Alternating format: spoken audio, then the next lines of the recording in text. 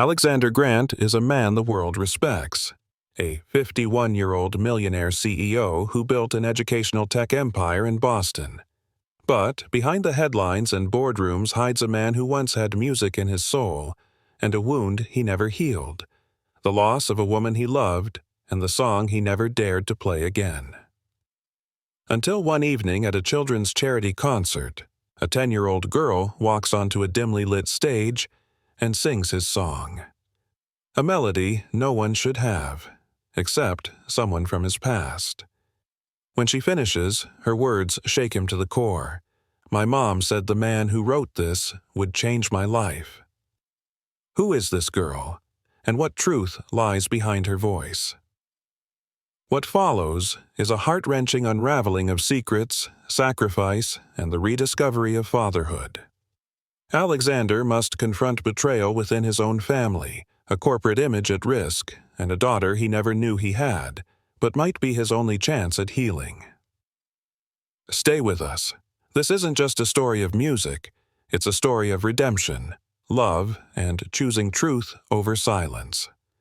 Don't forget to subscribe for more emotional and unforgettable stories that will stay with you long after the credits roll. The late autumn air carried a sharpness that mirrored the stillness in Alexander Grant's chest. From the top floor of the Grant Tech headquarters in downtown Boston, the skyline shimmered in the glow of city lights. Yet, as the CEO stood behind the floor-to-ceiling windows of his glass office, none of it moved him. His eyes, once alight with fire and ambition, now held something quieter, something older. 51 wasn't old, but Alexander felt ancient in ways no one could see. He'd built an empire from scratch, transforming a small educational software startup into the most influential id-tech conglomerate in the nation. Schools, universities, and even international governments licensed Grant Tech's systems. To the world, he was a visionary. But behind the meticulously tailored suits and strategic smiles, Alexander Grant was a man who hadn't touched a piano key in over 3 decades. He kept one in the corner of his penthouse, covered always, dustless but untouched. The last melody he'd played was unfinished, just like the chapter of his life that haunted him most. That chapter had a name: Emily. He'd met her in college, music theory class. She was sunlight and hurricane in the same breath, her laughter spilling into rooms like it belonged there. They'd dreamed of performing together, writing music, maybe even recording an album. But dreams rarely survive reality. And when a freak accident took her from him on a volunteer trip overseas, just days before graduation, Alexander had sealed off the part of his soul that made music. He'd buried it beneath boardrooms, quarterly reports, IPOs, and accolades. Over the years, he convinced himself that he hadn't really lost anything, that his success, his schedule, his influence, they were enough. Until the envelope arrived. It was cream-colored, textured, hand-addressed, and utterly out of place among the sterile marketing brochures and contract packets stacked on his desk. No return address, just his name, written in old-fashioned cursive. Inside was a letter, a polite invitation to a children's charity fundraiser at the Willow Street Theater. Nothing unusual, but it wasn't the invitation that made Alexander sit down slowly in his leather chair. It was what came with it: a sheet of music, faded, annotated in his own handwriting, and unmistakably his composition, one he hadn't seen in 30 years, a piece he'd written for Emily, a melody that only existed in a single bound notebook he thought he'd lost forever after the funeral. He turned the page over. A line was scrawled across the back in delicate handwriting. "My daughter will sing this at the event. I thought you should hear it again." No signature, no explanation, just that. Alexander stared at the note for minutes, maybe hours. His heart beat in confused thuds. Questions clashed with memory until he had no choice but to stand up and pace the length of his office, fists clenched. "Who sent this?" he muttered to himself. the sound of his own voice startling in the quiet. He wanted to throw the letter away, to pretend it never came, but something about it wasn't just the music. It was the name of the piece, the title, Forever Starts Now. He hadn't just written that piece for Emily. He'd written it the night they said they'd spend their lives together, before the world stepped in, before her absence rewrote his future. He picked up the letter again, reading the lines as if decoding a message sent directly from the past. A daughter. Her daughter. His chest tightened. Could it be? The next morning, his assistant, Chloe, knocked on his door gently, her voice muffled behind the frosted glass. "Mr. Grant, the founders' panel is about to start." "I won't be joining," he replied, not turning around. There was a pause, then retreating footsteps. He spent the rest of the day in his penthouse, pacing, sitting, replaying her laugh, her voice, his melody. By midnight, he was standing in front of the covered piano again. His fingers hovered above the dustless cloth, trembling, and then, slowly, deliberately, he peeled it off. The keys were immaculate. Untouched, yes, but waiting.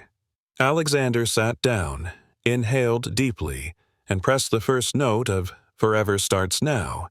It rang out soft, uncertain, but real. The music filled the empty space like a ghost welcomed home. The Willow Street Theater stood like a pocket of forgotten magic in the heart of Boston's South End, its red brick facade lined with ivy, its marquee glowing faintly beneath strings of old-fashioned lights. Alexander hadn't stepped foot in a place like this in decades, not since music became something he left behind, like an old coat that no longer fit the man he'd become. But tonight, something pulled him here. Not duty, not publicity, certainly not obligation. He came alone, dressed in an understated charcoal suit, his presence quiet but undeniably commanding. The usher at the door greeted him with polite awe. "Mr. Grant, we're honored to have you," the young woman whispered, her voice tinged with reverence. He nodded stiffly. "Thank you." Inside, the theater glowed with soft amber light. Rows of wooden seats creaked under the weight of sponsors, socialites, and local press. Alexander kept to the edge, settling into a seat near the back. A program rested on his lap, but he couldn't focus on the printed names or mission statements. His fingers grazed the page until they landed on a line near the bottom. Final performance, Grace, age 10. Vocal solo. Forever Starts Now. There it was, the song, his song, at the very end. He didn't know what he expected, perhaps a musical arrangement from memory or a clumsy child's attempt. But when the lights dimmed and the spotlight illuminated a small figure walking timidly onto the stage, Alexander's heart stopped. She was tiny, maybe 4 foot something, with a pale blue dress and long chestnut hair that shimmered under the light. Her hands trembled slightly as she gripped the microphone, and her eyes scanned the audience nervously. Then she opened her mouth, and everything else disappeared. Her voice was clear, pure, and heartbreakingly tender. She didn't sing like a child mimicking notes. She sang like someone who knew the song, like someone who felt it. Every word, every phrase, carried something real, something lived in. The melody curled through the theater like a ribbon of light winding through old shadows. Alexander's throat tightened. This wasn't just a performance. It was a message. And then, as the final note faded and the crowd held its collective breath, Grace stepped forward and said, almost matter-of-factly, "My mom gave me this song.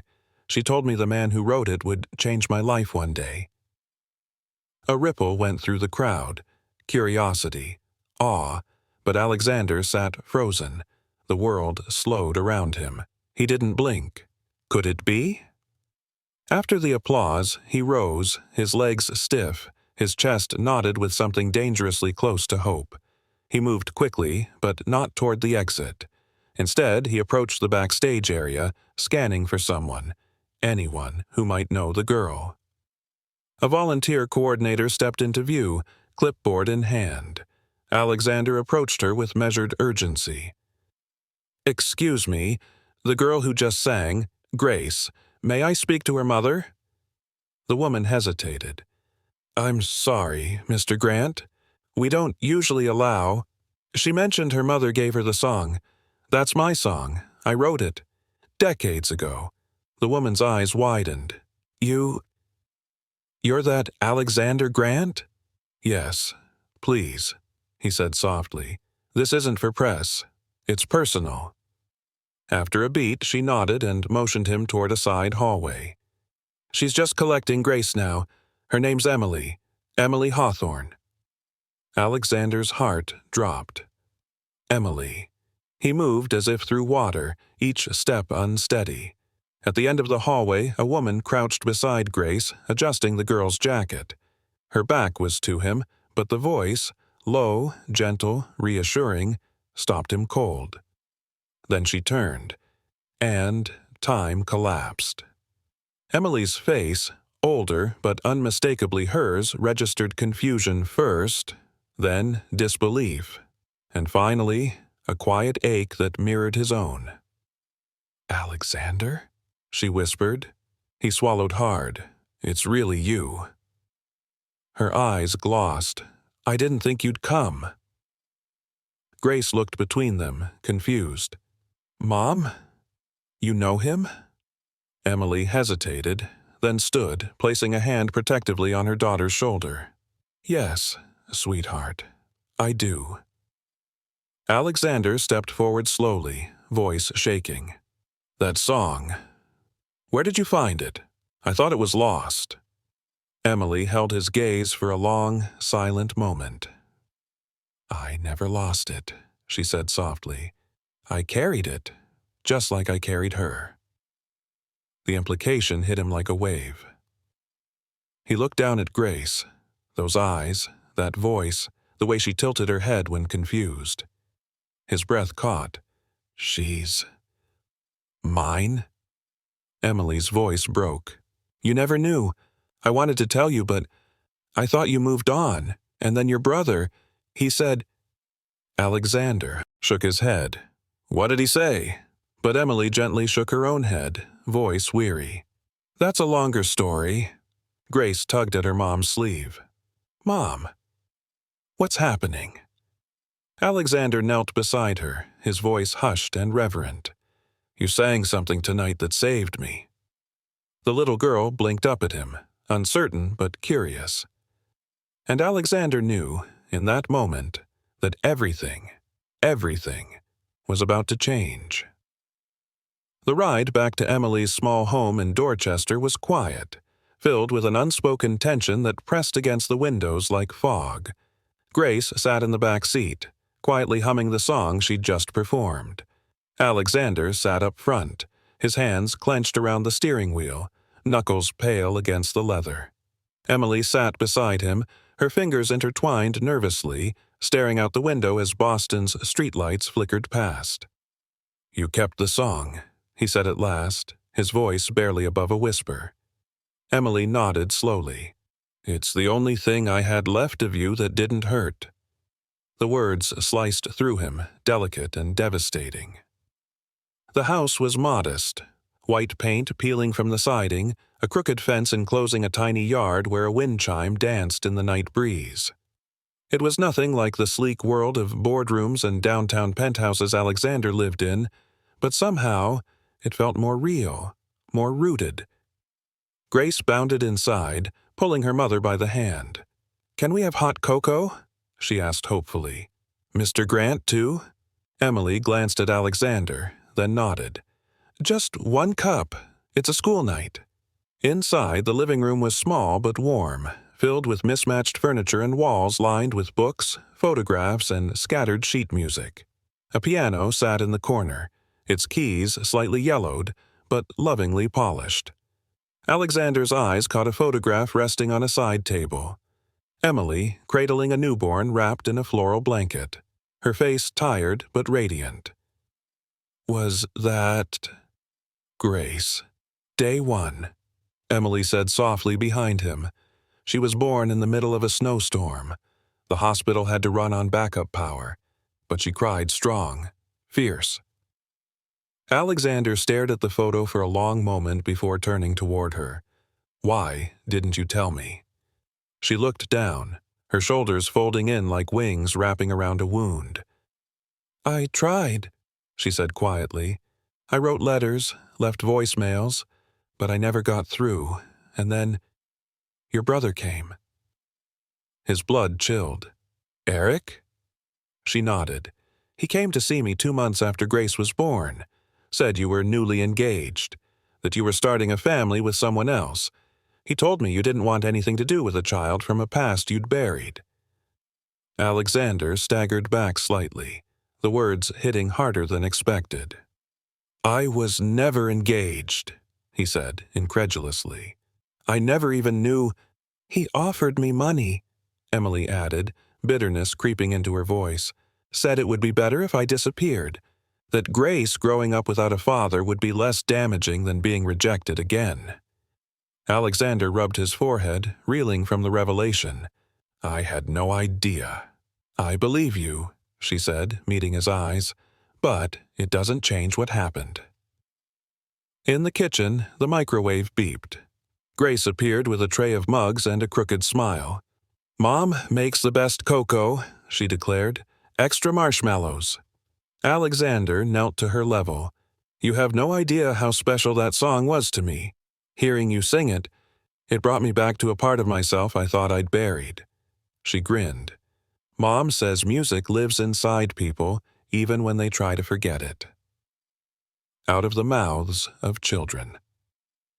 He reached for the mug she offered, and their hands brushed, just briefly, but enough to ignite something deep within him.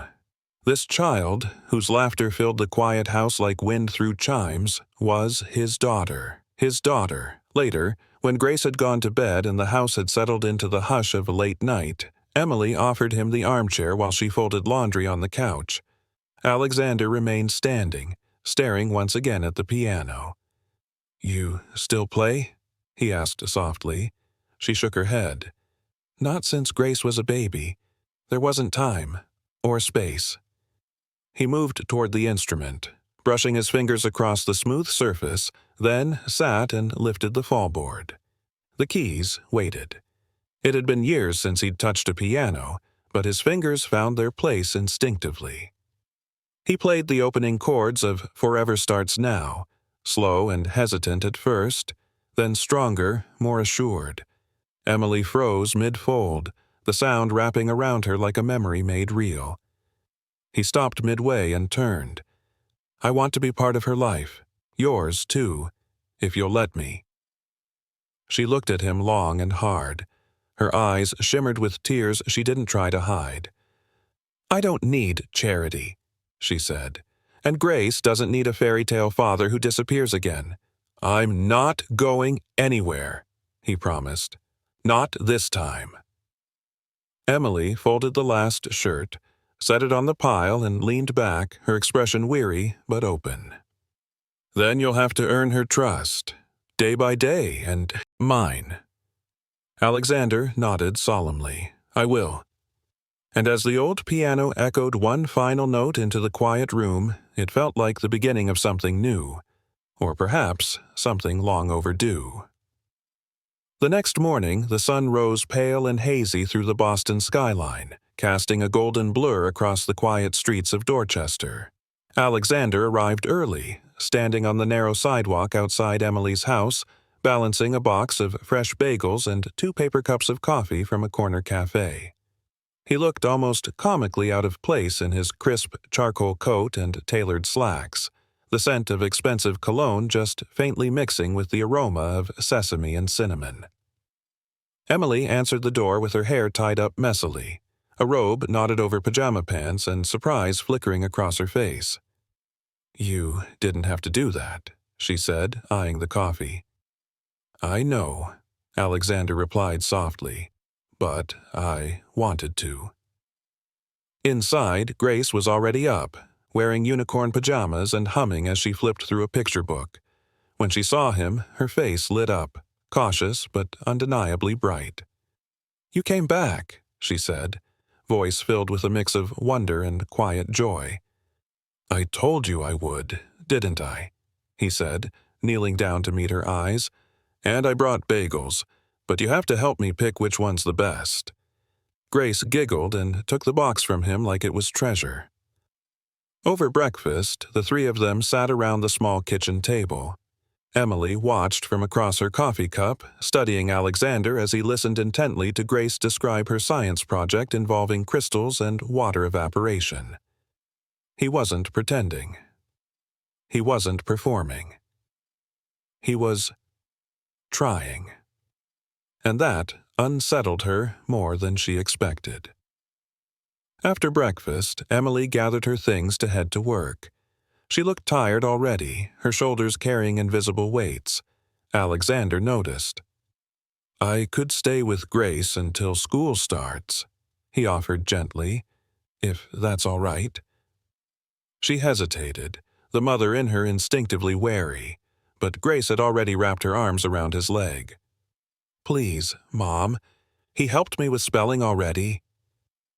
Emily met his eyes, searching for something solid. "I'll be back in an hour," she said. "Just no surprises."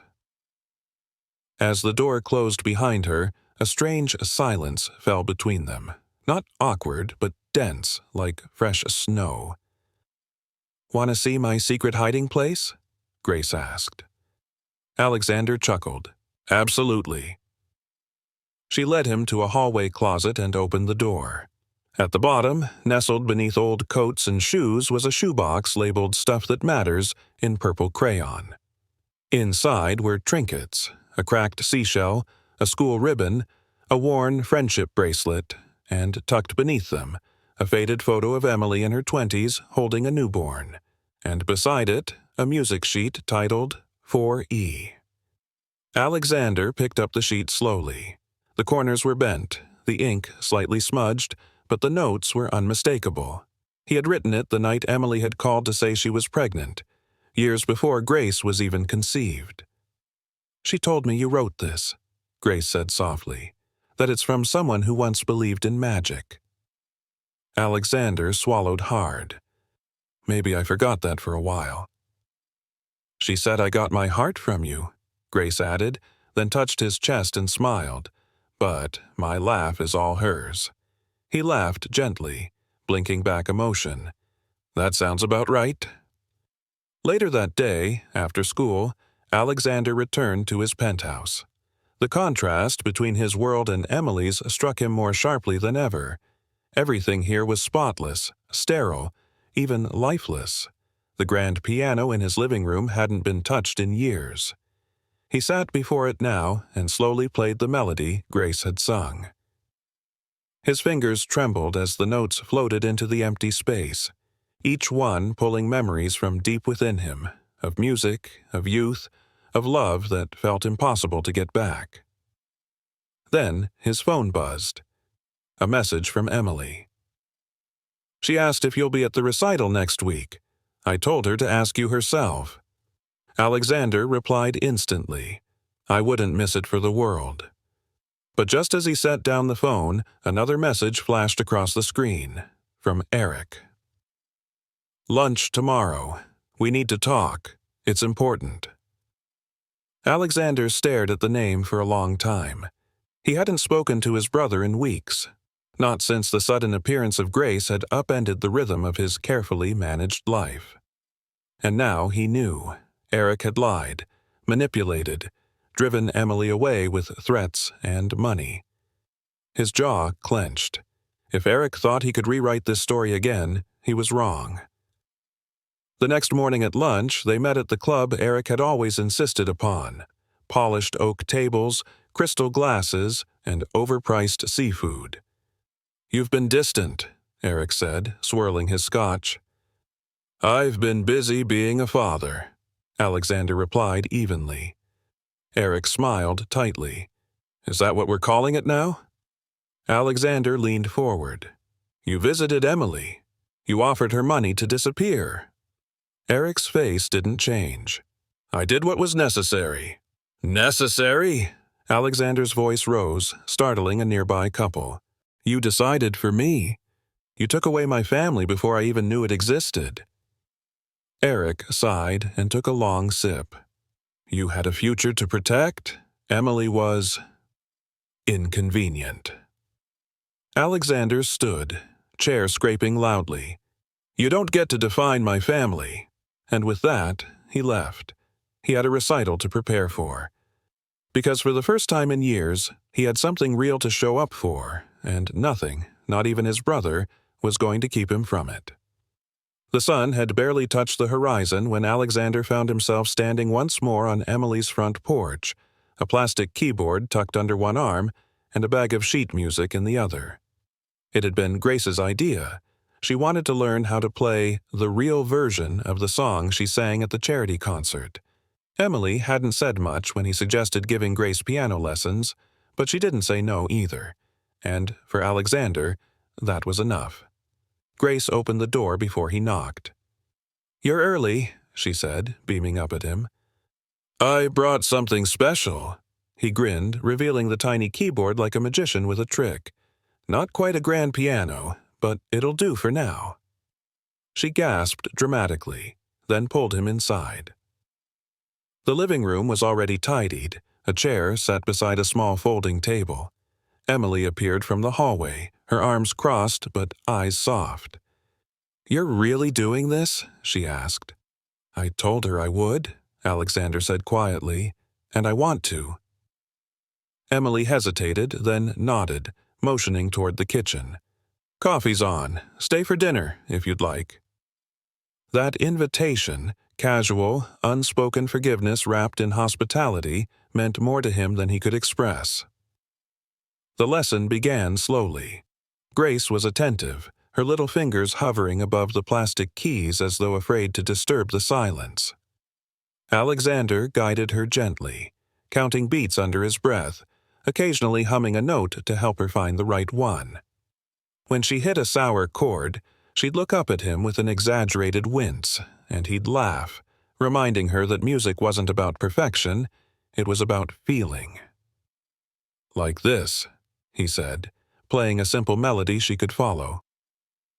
Grace mimicked him carefully, tongue poking from the corner of her mouth in intense concentration. After a few minutes, the first few bars of the song rang out, halting but recognizable. Emily, standing in the doorway, held her breath. She hadn't heard that melody played in over a decade. Later, after Grace had gone to bed, Alexander lingered in the kitchen while Emily loaded the dishwasher. The silence between them was peaceful, not strained, but it buzzed with questions too heavy for a 10-year-old's ears. "She loves you," Emily said softly, wiping her hands on a dish towel. "She doesn't fully understand yet, but she feels it. Kids always know." Alexander leaned against the counter, exhaling slowly. "I'm trying, Emily. I don't want to be someone who shows up and disappears. I've done too much of that already." She turned to face him. "Then don't disappear. But know this isn't just about Grace. This is about rebuilding something real, and that takes time." He nodded. "I'm not here to make up for lost time. I'm here to be part of the time she has left." That answer, quiet, simple, true, made her eyes flicker with something he hadn't seen in years, hope. But that hope would be tested sooner than either of them expected. The next day, as Alexander stepped into his office downtown, the tension in the room hit him like a wall. His assistant, Carla, approached him immediately, her eyes serious. "You've got a visitor in conference room B. It's urgent." Inside the glass-walled room stood Eric, already pacing, jaw clenched. "You didn't return my calls," Eric snapped. "I've been with my daughter," Alexander replied evenly, shutting the door behind him. Eric scoffed. "You mean the daughter from a woman who vanished without a word? You really believe she didn't manipulate this entire situation?" Alexander crossed his arms. "She didn't ask for money. She didn't ask for anything. She gave Grace a life, Eric, and you—" His voice rose with rare heat. "You offered her a payoff to stay away from me." Eric didn't deny it. "You were building something important. I protected that. You stole from me," Alexander said quietly. "You stole 11 years of my daughter's life." The room went still. Eric stepped forward. "You're jeopardizing everything. The board is getting nervous. They're hearing rumors, watching social media. Grace's song is going viral, and people are putting the pieces together. So let them," Alexander said, voice calm but resolute. "Let them know I have a daughter. I'm proud of her." Eric shook his head. "You'll destroy your legacy." Alexander walked past him to the door. "Then I'll build a new one that matters." That evening, Alexander sat with Grace at the dining table in Emily's kitchen, a plate of spaghetti growing cold in front of him as she explained the rules of her favorite board game. He listened with a gentle smile, soaking in every syllable. Suddenly, Grace looked up. "Mom says you're my real dad." Alexander's breath caught. "She says you didn't know, that someone stopped you from knowing, but you know now." He nodded. "I do." She looked down at the board game, then back at him. "Are you going to stay this time?" Alexander reached across the table and took her hand. "I'm not going anywhere." And in that moment, with her tiny fingers curled around his, he wasn't a CEO or a man trying to fix the past. He was just a father finally where he belonged. The morning air in Boston felt unusually heavy as Alexander stepped onto the sidewalk outside his apartment. Gone were the days he used to rise early only to chase headlines and stock indices. Now, it was the sound of Grace's sleepy voice asking for pancakes that nudged him awake, and oddly enough, he liked it. Today, though, wasn't about pancakes or piano lessons. Today was the first day he'd be officially listed on Grace's school records as her guardian. Emily had filled out the forms. He just had to sign them in person, an act so small on paper, yet monumental in his heart. Emily met him at the school parking lot. She looked tired, hair in a loose bun, circles under her eyes, but her smile was genuine. "You sure about this?" she asked as they walked toward the office. He nodded without hesitation. "I've never been more sure about anything." Inside the administrative office, a woman in a maroon cardigan greeted them. "You must be Mr. Grant. We've heard quite a lot about you from Grace." Alexander chuckled nervously. "Hopefully, all good things." She smiled kindly. "She says you play piano like a movie composer and make the world's worst scrambled eggs." Emily stifled a laugh beside him. She's not wrong. The paperwork was straightforward. Signatures, a few identification documents, and then a final form requiring a parental emergency contact. As Alexander filled it out, he paused at the line labeled "Relationship to Student." "Father." He wrote it slowly, letting the words settle in his chest. By the time they left the office, Grace was already outside for recess, skipping rope with 2 other girls. She saw them and waved excitedly, then sprinted over. "Did you do it?" she asked breathlessly. Alexander kneeled. "I did. You're stuck with me now, kid." Grace's eyes sparkled. "Good. I like being stuck with you." Emily glanced away, blinking faster than usual. They were halfway through a celebration lunch when Alexander's phone rang. It was Carla, his assistant, and she didn't usually call unless something was urgent. He stepped outside to answer. "Alexander," she said quickly, "you need to see this. Your brother gave an anonymous interview to the Chronicle. It's bad." His stomach clenched. "What kind of bad?" "He claims you're exploiting your illegitimate daughter to distract from the company's losses. He accuses Emily of manipulating you for financial gain and calls Grace an unstable liability. They published it with pictures from the charity event." Alexander felt the world narrow. "Send me the article and prep a statement. No denials, just the truth." When he returned to the table, Emily could see it in his face. "What happened?" He handed her the phone. As she read, her expression hardened, heartbreak and fury mixing behind her eyes. He called Grace a liability? Alexander sat beside her, his voice low. He crossed a line, and now I have to respond. Later that afternoon, in a glass-walled conference room atop Grant Technologies' headquarters, Alexander faced a dozen shareholders and executives. The article had already gone viral. Speculation spread like wildfire, and the company's stock had dropped 5 points. One board member cleared his throat. Alexander, with all due respect, your personal life has become a public spectacle. I'm aware, Alexander said calmly. But this isn't just about me. This is about a little girl who discovered her father at a charity concert. This is about a woman who raised her child with grace and integrity while I lived in ignorance. Is it true? Another asked. She's your daughter? He nodded. Yes, Grace is my daughter. I didn't know until recently, and everything I've done since finding out, every minute I've spent with her, has been about being the father I should have been years ago. A long silence stretched across the room. You'll risk the company's image for this child? Someone asked. I'm not risking the company, Alexander replied. I'm redefining what this company stands for. Innovation, yes. Excellence, absolutely. But also humanity. As murmurs circled the room, his voice dropped to something quiet but resolute. This company is not a shield I hide behind. It's a platform. And if I have to choose between hiding the truth or showing my daughter that love is stronger than shame, then I've already made my choice. When the meeting ended, a few board members nodded in quiet support. Others left with uncertainty in their eyes, but Alexander didn't care. He had a different mission now. That evening, he arrived at Emily's doorstep with takeout and a heart still pounding from the day's emotional warfare. She opened the door slowly. How bad is it? Alexander stepped inside and set down the bags. Worse than I imagined, but better than hiding. Grace peeked around the hallway corner. Can we still watch Finding Nemo? He smiled. Only if I get to do the voices. Emily raised an eyebrow. Even Dory? Alexander grinned. Especially Dory.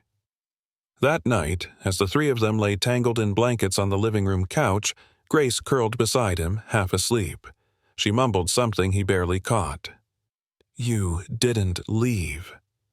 He looked down, gently brushing hair from her forehead. No, sweetheart, he whispered, and I won't. The week following the press conference moved both fast and painfully slow. Fast because everything around Alexander spun into motion. Media calls, stock fluctuations, public speculation. Slow because every time he looked at Grace, he saw more of himself, more of Emily, and more of a life he should have known all along. That reality demanded space, demanded he be still long enough to actually feel it. On Friday afternoon, Alexander stood in front of the Grant Conservatory Auditorium, once a project he had funded with corporate pride. Today, he was just a father, nervously clutching a flower bouquet with fingers that usually closed million-dollar deals. Inside, Grace's school was holding its annual winter showcase. Parents crowded the rows, children peeked from behind red velvet curtains, and the air buzzed with excitement. Emily sat beside him, her hands folded tightly on her lap. Neither spoke much. Just small glances, the occasional half-smile. You okay? She finally asked. He let out a shaky breath. Terrified. Emily leaned over. Just remember, she doesn't need a perfect father. She just needs you there. A student volunteer approached with a clipboard. Mr. Grant, Grace wanted me to give you this. She handed him a small, folded note. Alexander opened it carefully.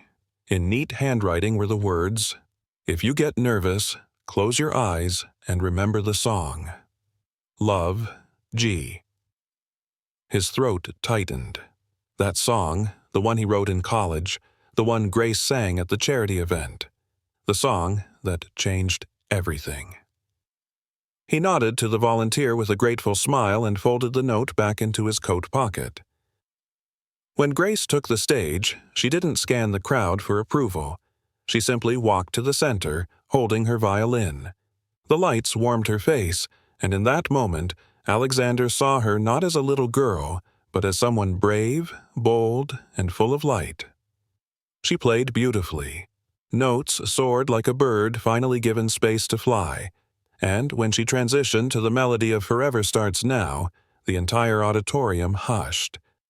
Alexander's eyes glistened as the song pulled at every thread he'd tried to stitch tight over the years. Emily whispered, "You hear that? That's you and her. That's what healing sounds like." After the final note faded, applause thundered. Grace bowed, cheeks flushed, then looked directly at her mother and then at Alexander.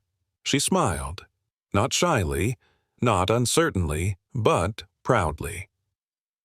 That night, they ordered takeout and ate on the floor of Alexander's apartment, still dressed from the showcase. Grace had propped her violin in the corner like a guest of honor. "You were amazing," Alexander said softly, breaking open a fortune cookie. Grace looked down modestly. "I didn't mess up the third part this time." "You didn't just not mess up," he said, voice thick with admiration. "You made it yours." Emily watched them from across the coffee table, a soft smile on her lips but a storm still behind her eyes. Alexander noticed. "What is it?" he asked her. She hesitated, then finally said, "Your brother tried to contact me again." His stomach turned. What did he want now? "He wanted to remind me," she said with quiet fury, "that you have a reputation to protect, that I should remember my place, and so should Grace." Alexander stood slowly. "That's over. He doesn't speak for me. Not anymore." Emily's eyes searched his, uncertain. "Are you sure, Alex? I mean, this was a lot. The media, the company, your family." He crossed to her, knelt beside her chair, and took her hand in his. "I don't care what the world says. I care about what she hears from me. And what you hear. You're not a secret. Neither is Grace. I missed 1 decade of her life. I won't miss another." Emily's lip trembled as she nodded slowly. Later that night, after Grace had fallen asleep on the couch with her violin case as a pillow, Emily and Alexander stepped out onto the balcony. The Boston skyline stretched before them, crisp and cold under the moonlight. "I was scared," she confessed, hugging her arms around her, "that she'd resent you, that it would be too late." "It almost was," he admitted. Silence lingered for a moment. Then he added, "But I think I'm finally learning that love doesn't have an expiration date. It just waits, and hopes you're ready." Emily turned toward him. "She calls you Dad now." He looked back at her, eyes wide. "She does?" "She whispered it after the concert when I tucked her in, said it felt right." He exhaled a slow, emotional breath. "I'm going to earn it, every day." Emily smiled and reached out, intertwining her fingers with his. "Then we're not just healing the past," she said quietly. "We're writing a new song." And in that still moment, with city lights below and promise above, Alexander knew this was the life he never expected but desperately needed. And finally, he was ready to live it. The morning after Grace's recital, Alexander sat alone in the company boardroom, its glass walls reflecting the silence that stretched before the 9 a.m. emergency session. He had barely touched his coffee. The night's glow hadn't fully worn off, but now, the cold hand of a corporate consequence loomed large. He had made his choice, publicly and proudly, but that didn't mean the world would welcome it. The double doors opened sharply. Daniel Grant, Alexander's younger brother and CFO of Grant Tech, strode in with clipped steps, briefcase in hand, and jaw clenched. The remaining board members filtered in behind him, their expressions unreadable. Daniel didn't wait. Before we begin, I want to place on record that the CEO's recent personal disclosures have significantly impacted our public perception. Our stock dropped 4.2% yesterday. Investors are rattled. Alexander folded his hands calmly. And they'll recover. They always do. A voice from the other end of the table, Ms. Clarkson, head of investor relations, chimed in. That may be, but several stakeholders are calling for a vote of no confidence if you don't step back temporarily. This scandal, as they're calling it, is muddying our message. Alexander's lips twitched into a half smile. You mean the message that we support family and transparency? Daniel scoffed. Don't spin this. You didn't just become a father. You became a liability. Our brand is built on clarity, control, perfection. You threw that out the window for some little girl and a woman from your past. A chill swept the room. Alexander stood slowly. Her name is Grace, and she's not just some little girl. She's my daughter. And if you think protecting my child makes me a liability, maybe this board needs a new definition of leadership. Daniel's voice cracked like a whip. Don't make this emotional. I'm not, Alexander said, his tone suddenly sharp. I'm making it human. He reached into his briefcase and pulled out a set of documents. Effective immediately. I'm stepping down as CEO. Temporarily. Margaret will act in my stead. I trust you all to carry the vision forward while I rebuild what I should have never lost. A stunned silence fell over the room. Daniel blinked. You're serious? Alexander nodded. I won't trade another decade of family for quarterly gains. If that means stepping aside, I'll do it with pride. Clarkson spoke again, this time gently. You know, Alex, the public might just respect you more for this. He smiled faintly. That's not why I'm doing it, but I hope you're right. Outside the boardroom, Emily waited with Grace near the lobby fountain. Grace had her backpack slung over one shoulder and a sketch pad in her lap. She was drawing something quietly, concentrated, lips pursed. When she saw Alexander exit the elevator, her eyes lit up. Did it go okay? She asked, jumping up. Alexander crouched beside her and placed a hand on her shoulder. It did. I told them I needed to spend more time with someone very important. Grace tilted her head. Like me? Exactly like you. She beamed, then pulled out the sketch pad. Look what I made. It's our house, but with music notes in the windows. Emily stepped closer, touched by the innocence of the drawing. You've changed everything, you know that? Alexander whispered to Grace. She giggled. You changed too. He glanced up at Emily, who gave him the softest, most knowing smile he'd seen in years. Later that evening, back at Emily's apartment, the three of them sat around a dinner table cluttered with takeout containers, schoolwork, and loose sheet music. The radio played softly in the background. Emily cleared her throat. There's something you should know. Alexander looked up from helping Grace untangle a necklace chain. Your brother, she said carefully. He came to me years ago, offered money, told me to disappear, said I'd ruin you. The air thinned. Alexander leaned back, stunned. He did what? I didn't want to tell you then. You weren't ready to hear it. But now you deserve the truth. He swallowed hard, anger brewing beneath his ribs. He manipulated me, made me think you walked away for selfish reasons. Emily reached for his hand. We can't rewrite the past, but we can choose how we face the truth. Grace looked between them. Did Uncle Daniel lie to you? Alexander smiled sadly. Yes, sweetheart. And sometimes grown-ups lie because they're afraid of losing something. But the truth, it always finds its way. Grace nodded, solemnly, like a melody that comes back. Emily brushed a strand of hair from Grace's face. Exactly like that. As the three of them cleared the table together, laughter echoing faintly from the kitchen, Alexander felt the rhythm of a new life taking root, one not built on perfection or performance, but on presence. He was no longer just a millionaire CEO or a man haunted by the past.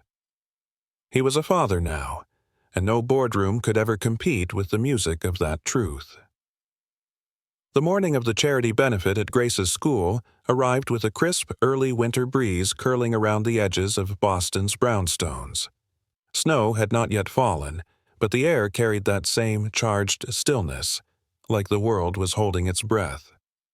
Alexander adjusted his tie nervously in the bathroom mirror of Emily's apartment. He wasn't used to getting ready in a place filled with messy backpacks and shampoo bottles shaped like cartoon animals. And yet, the clutter grounded him. It was real. It was life. Emily peeked into the bathroom doorway, her smile both amused and affectionate. "You're more nervous than she is." "She's performing in front of hundreds of people," he replied, attempting to tame his silver-streaked hair with little success. Emily stepped inside and reached up to gently fix the knot of his tie, her fingers lingering a moment longer than necessary. "And you're facing them all for the first time, as her father." He looked down at her, soft vulnerability filling his expression. "Do you think I deserve to?" She nodded slowly. "Not because you were perfect, but because you came back." Downstairs, Grace twirled once in her navy dress, beaming with a mixture of excitement and nerves. Her hair was curled, and her cheeks flushed as she clutched a small folder of sheet music and lyrics they'd worked on together. "I'm ready," she declared proudly. "You sure are," Alexander said, his voice thickening with emotion. "You're the bravest girl I know." The school auditorium buzzed with parents, teachers, and students. Alexander sat in the second row, Emily beside him, her hand tightly wrapped around his. A local reporter had caught wind of the performance and discreetly set up in the back, but Alexander barely noticed. Tonight wasn't about headlines or redemption. It was about Grace. The principal took the stage. "This evening, one of our own will be sharing an original song, co-written with someone very special to her. Please welcome Grace to the stage." Applause thundered. Grace walked to the microphone, her posture confident despite the tremble in her hands. She looked out over the crowd, and when her eyes found Alexander's, they steadied. She spoke clearly. "This song is called Forever Starts Now. I wrote it with my dad." There was a pause in the crowd. The word dad seemed to echo. She continued, "I didn't always know who he was, but now I do, and this song is for him and for anyone who's ever lost to something, and then found it again." The piano music began, soft, familiar, composed of the first notes Alexander had written in college, now interwoven with Grace's lyrical additions. She sang with the clarity of someone twice her age, her voice gentle and deeply moving. "You were a shadow I didn't understand, a name I whispered into the wind, but now you're standing, holding my hand, and this is where forever begins." The audience was silent, captivated. As Grace reached the final chorus, her voice trembled, just slightly, then soared. "You found me, just in time. Now the past can rest and love can shine. We're not broken, just new again. And this is where forever begins." Tears welled in Alexander's eyes. Not the kind born of guilt or grief, but gratitude. Profound, aching gratitude. As Grace finished, the room erupted. Standing ovation, cheers, whistles. The reporter in the back lowered his camera, visibly moved. Grace bowed quickly, then dashed from the stage and into the arms of Alexander, who caught her mid-run. "You did it," he whispered, burying his face in her curls. "You were perfect." "You helped me," she said simply, her eyes glistening. "We helped each other." Backstage, the school's music director approached. "That was one of the most powerful performances we've ever had. You should consider applying her to Easton School of the Arts. She's got something rare." Alexander looked at Emily, who smiled proudly. "We'll talk about it." Just then, a phone buzzed.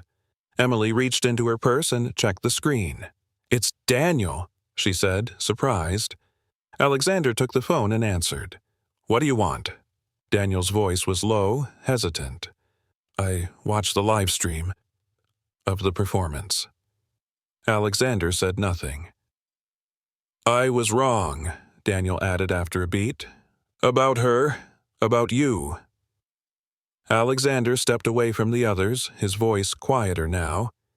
"You said things that almost tore this apart. You tried to buy silence. I know, and I don't expect forgiveness overnight, but I wanted to say I'm stepping down. Margaret can stay on as interim CEO. You were right. This job needs someone with heart, not just a strategy." For a long second, Alexander couldn't respond. Then he said, "Thank you." When he returned to Emily and Grace, they were waiting expectantly. "What did Uncle Daniel say?" Grace asked. Alexander bent down and gently tucked a curl behind her ear. "He finally heard your song." Grace grinned. "Maybe it helped him, too." Emily slipped her arm through Alexander's. "Your daughter's changing lives already." He looked around at the auditorium, the fading crowd, the soft echo of applause still hanging in the air. "She's changing mine." And in that moment, he understood. This was the real legacy, not companies or stock charts, not press releases or public image. It was this small voice, this girl with the courage to sing her truth. Forever had begun, and it sounded just like Grace. The days following the performance were unlike anything Alexander had anticipated. What began as a tender moment between father and daughter on a modest school stage had exploded across social media within hours. Grace's song, "Forever Starts Now," struck a nerve. By morning, it was everywhere. On the front page of digital news sites, being quoted by influencers, even clipped into a trending TikTok. Alexander wasn't prepared for the attention. Neither was Grace. Reporters camped outside Emily's apartment. Microphones were shoved toward Grace on her walk to school, flashing bulbs following her every move. Emily, visibly shaken, kept her voice low but firm when she called Alexander early Tuesday morning. "We can't live like this, Alex. She's just a child." "I know," he replied, voice heavy with guilt. "I'm going to fix it." Back at Grant Global's headquarters, tension was mounting. Despite the overwhelmingly positive public reaction to Grace's performance and Alexander's declaration, some board members weren't thrilled. Especially his brother, Daniel. "You made a spectacle of our company," Daniel snapped across the table in the boardroom that afternoon. "A school talent show turned into a press circus. We're not in the business of sentiment." Alexander leaned back in his chair, calm but resolute. "We're in the business of people, of education, of connection, of building futures." Grace reminded the world what that looks like. Daniel sneered. "That child should never have been mentioned in the same breath as this company." Alexander stood slowly, pressing both palms to the table. "That child is my daughter, and you of all people don't get to question her worth, especially after what you did." The boardroom fell silent. "You think I don't know you offered Emily hush money to disappear? That you manipulated me into believing she abandoned me?" Murmurs rippled around the room. Daniel's jaw tightened, but he didn't deny it. "I stayed silent because I didn't want to drag this company through more scandal," Alexander continued, his voice vibrating with restrained emotion. "But if you force my hand again, I'll expose everything." Margaret, sitting quietly at the end of the table, cleared her throat. "Perhaps it's time for a leadership restructuring." Daniel laughed bitterly. "You'd rather hand the reins to him. He's too busy playing dad." "Better than playing tyrant," Margaret said sharply, "and the investors have spoken. Our stock is rising again, because people trust leaders who have hearts." Alexander's gaze met hers, surprised. I took the liberty of sending them a clip of the performance. She added with a smile, "Sometimes it's better than 100 strategy memos." By the end of the meeting, Daniel had left the building, this time for good. Later that evening, Alexander drove to Emily's place. It had been a long day, but he needed to see Grace, to assure her that the chaos wasn't her fault, that she hadn't just survived the spotlight, but changed it. Inside, the apartment was dimly lit. Emily was curled on the couch, a blanket over her legs, her eyes red from quiet tears. "She's in her room," she said softly. "She asked me if she did something wrong." Alexander's heart sank. He walked gently down the hall and knocked. "Grace, it's me." A pause. Then the door creaked open. She stood in her pajamas, her teddy bear clutched tightly to her chest. "Hi," she whispered. He crouched down. "Hey, mind if I come in?" She nodded and moved aside. They sat on the edge of the bed, and Alexander noticed a crumpled article beside her pillow, one with her picture and the headline, "CEO's Secret Daughter. Real or PR ploy?" He picked it up and sighed. "I hate that people write things like this." "I thought they liked the song," she said, her voice trembling.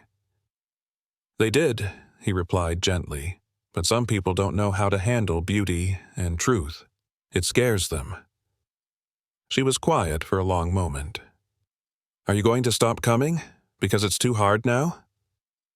Alexander looked her in the eyes. "No, never.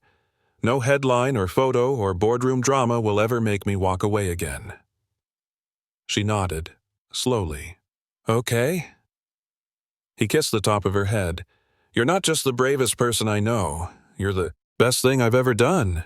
Even more than building your company?"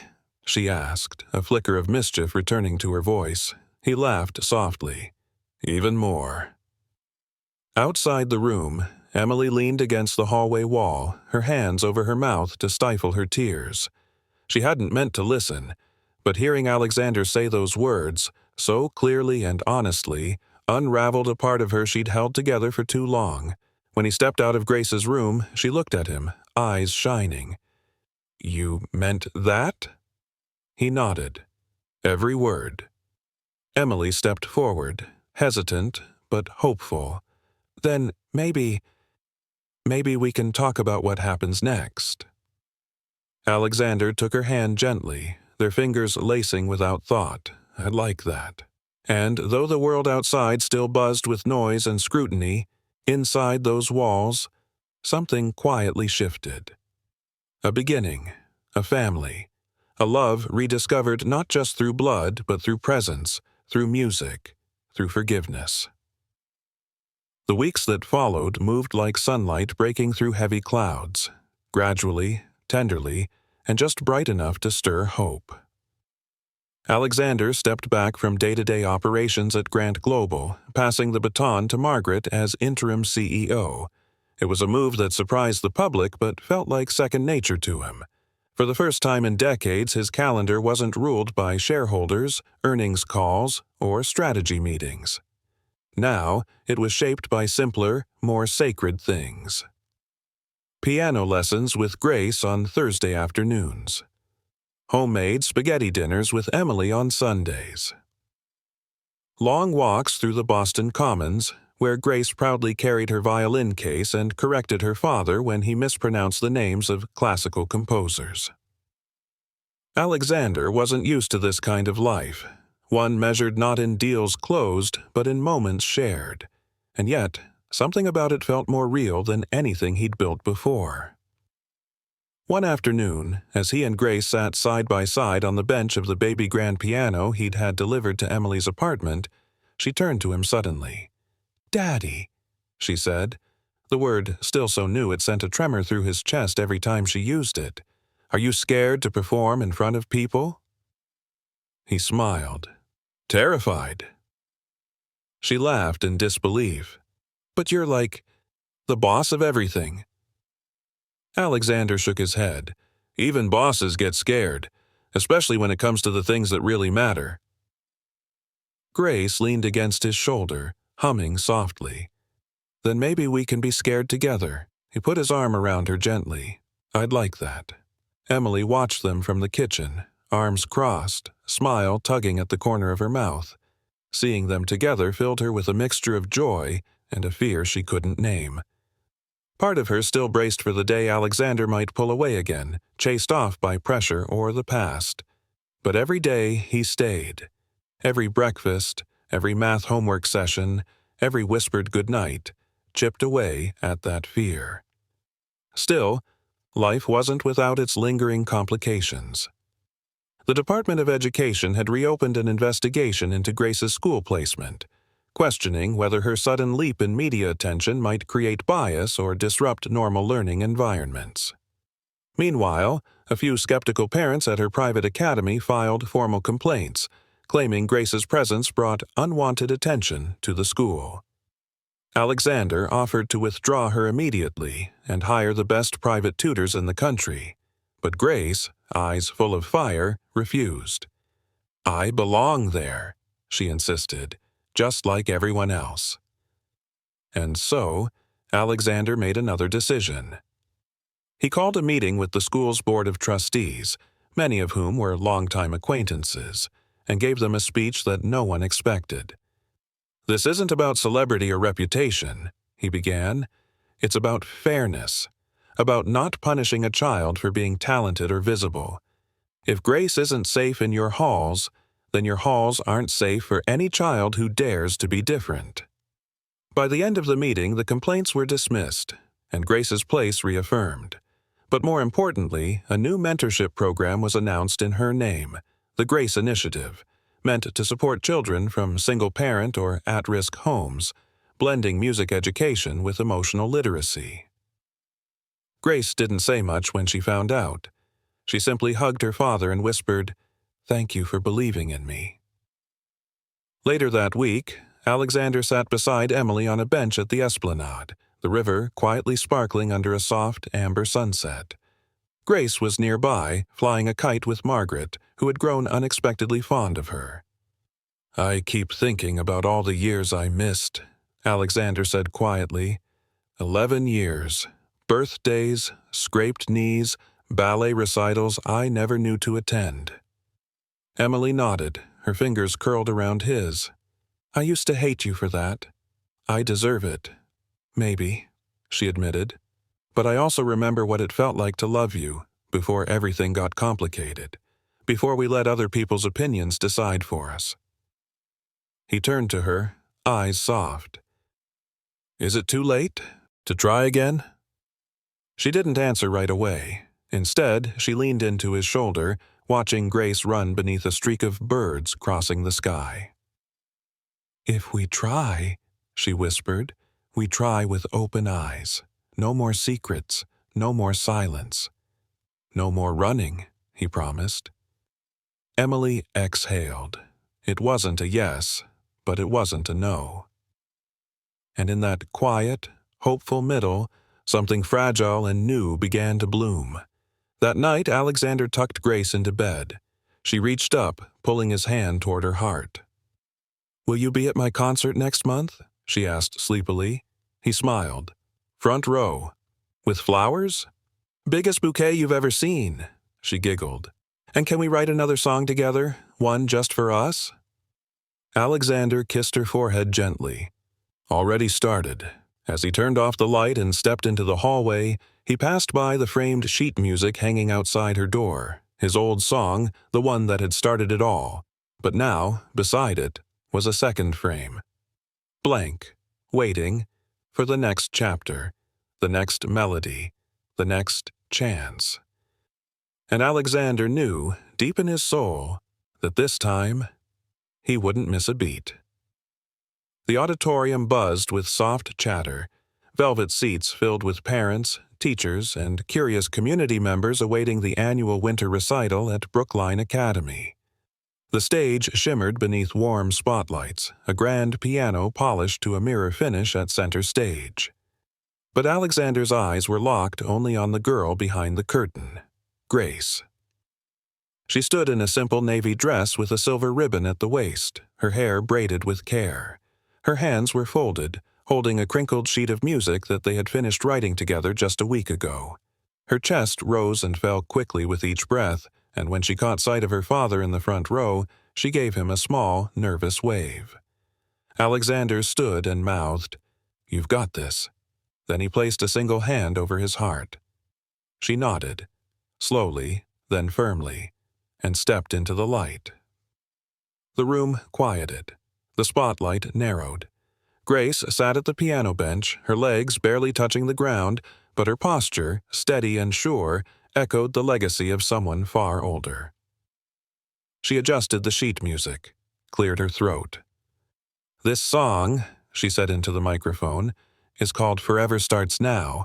I wrote it with someone very special. I used to think I was missing a part of myself, but now I know.